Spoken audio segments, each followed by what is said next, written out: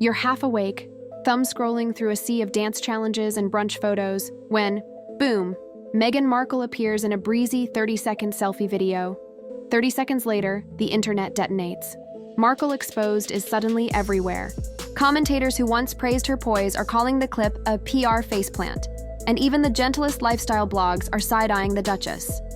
How can a single playful wink crack the armor of Brand Sussex? Stick around because Meghan just broke her own rulebook, issued a no-frills apology, and might have reshaped her future in under a minute of screen time.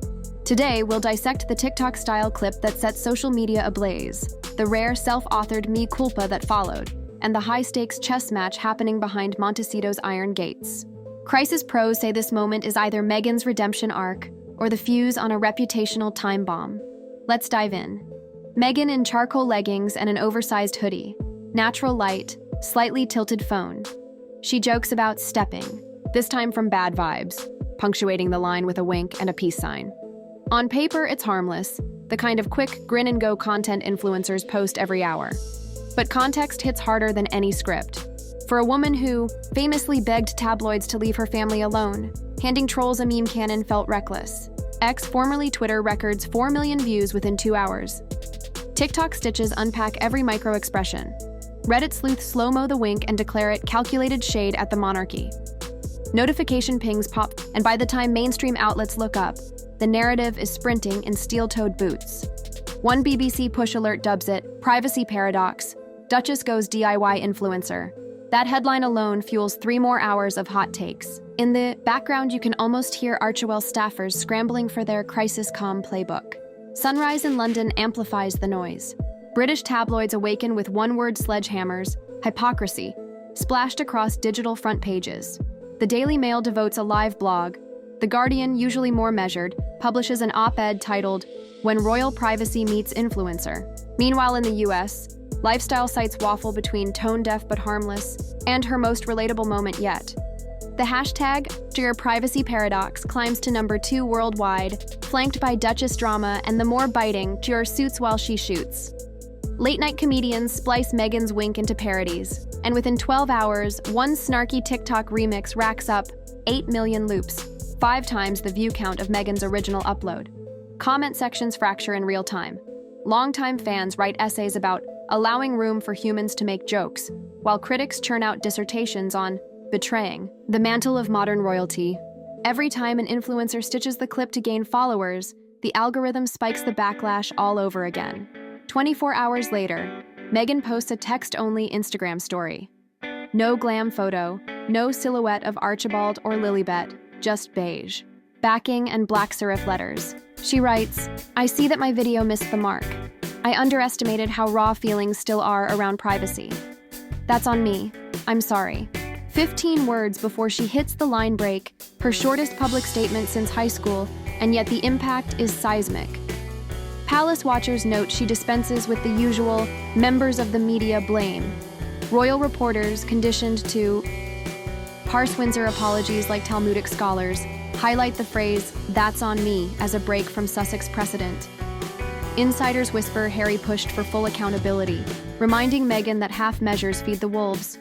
One source claims the Duke said, "If we own it now, it's a bruise, not a scar."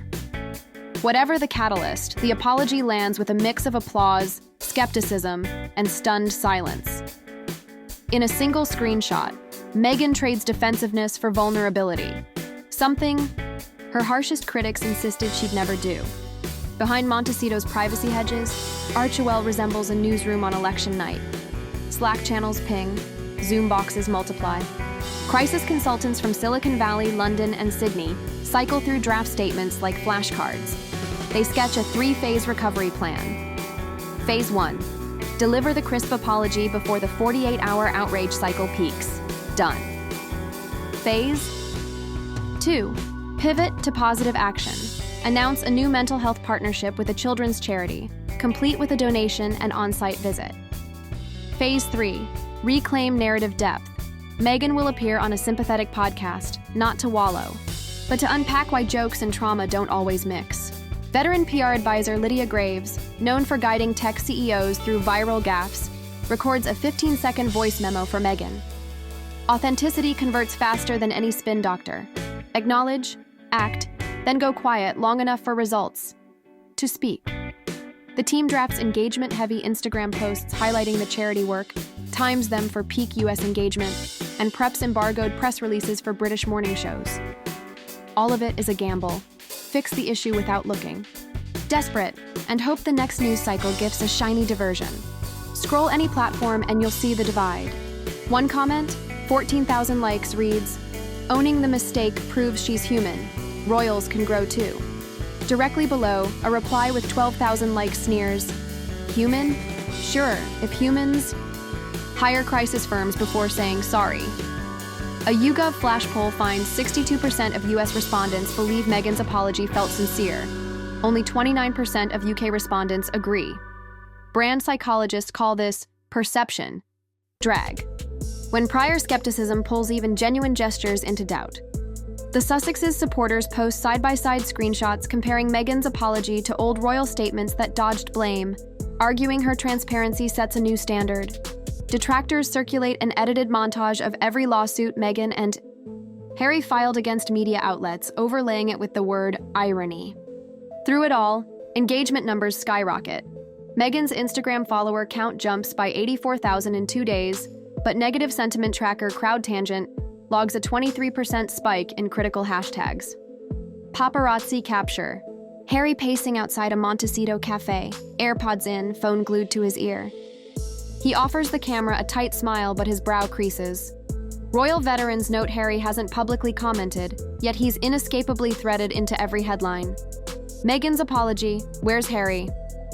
The Duke's position is delicate.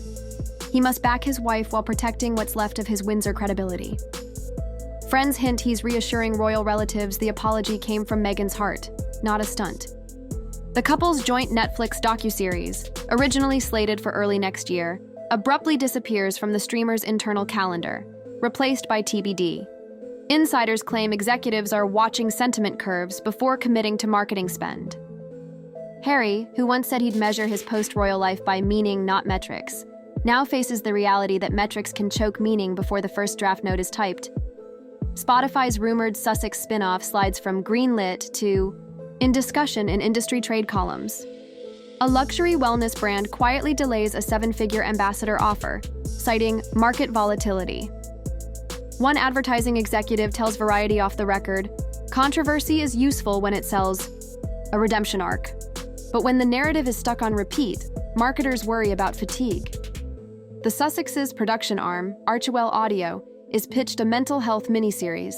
Sponsors want to bundle a lessons learned sponsorship, but only if couple demonstrates sustained humility. Internally, accountants run revised cash flow projections. A high-profile charity gala that once courted Meghan as keynote speaker reduces the honorarium and reviews audience surveys to gauge whether her presence might deter big-ticket donors. The calculus is brutal. Reputational volatility translates into real-world dollars, and the marketplace hates surprise plot twists unless they come with guaranteed ratings. Crisis consultants distill the saga into 3 axioms. First, apologize once, clearly, and fast. Drip-feeding regrets keeps wounds fresh. Second, respect the tone of the moment. Jokey filters and TikTok cadence muddy serious conversations. Third, let supporters carry the redemption narrative. Forced, promotion smells like overripe fruit. In a panel on morning television, a commentator muses, "The Sussexes aren't canceled, they're on probation. Digital audiences aren't unforgiving, but they are great at clocking insincerity," ironically feeding the very cycle it critiques. Within Archewell, staff circulate a reminder. Every statement must pass the "would Harry say this at a pub?" test. If it sounds too slick, scrap it. For centuries, royals maintained mystique by rationing public glimpses. Influencers cultivate influence by providing endless access. Meghan and Harry straddle both worlds, and friction sparks with every step. Privacy and publicity merged into a single, potholed lane, and brand Sussex just hit a deep rut. Scholars compare the Sussexes' predicament to early 2000s celebrity blogging, except now parasocial relationships are algorithmically turbocharged. One mistimed post can undermine months of carefully curated philanthropy. Defenders argue their candor is the very trait that modernizes the institution. The truth? Both claims can coexist. A life lived online is a perpetual high-wire act, and the net below is made of public opinion, fickle, porous, and sometimes torn. So, does Meghan's straightforward apology douse the flames? Or will the internet's long memory keep the embers glowing? Will Archewell's charity pivot rewrite the story? Or will critics frame it as strategic distraction? I want your take. Drop a comment with your verdict. Sincere step forward, calculated survival move, or a messy mix of both? If this deep dive stoked your curiosity, smash that like button, ring the bell, and share the vid, because the next Amber expose will peel back another headline everyone else is skimming. Until then, stay curious, stay skeptical, and remember, one 30-second clip can upend an empire in the blink of a wink.